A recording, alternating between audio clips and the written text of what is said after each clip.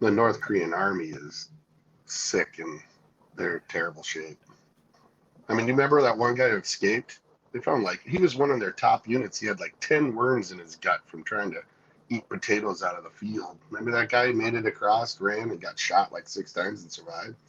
He was one of their elite soldiers, and he had his whole intestines were just full of parasites. And that country's in bad shape. The only reason they do this stuff is to stay in the news so they can get some concessions, some money, something. Because we're basically ignoring them right now. They hate that when you just get ignored. So Zelensky have to fight for attention with Kim Jong-un. Exactly. They're both trying to outdo each other. You gotta stay in the news.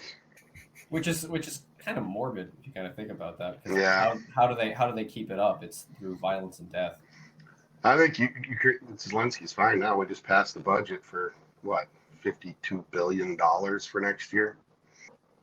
That's what he's going to get next year from the Americas, $52 billion plus how much from the NATO allies. I love $52 billion, man. Can I have $52 billion? It's not like they're getting money. We're paying our own defense contractors to produce this stuff to give it to them. So we're basically paying for our own jobs to. But the military part is only $1 billion, you know. What's that? The military part of the aid is only $1 billion. The other ones is all for infrastructure. Yeah. So whatever it means.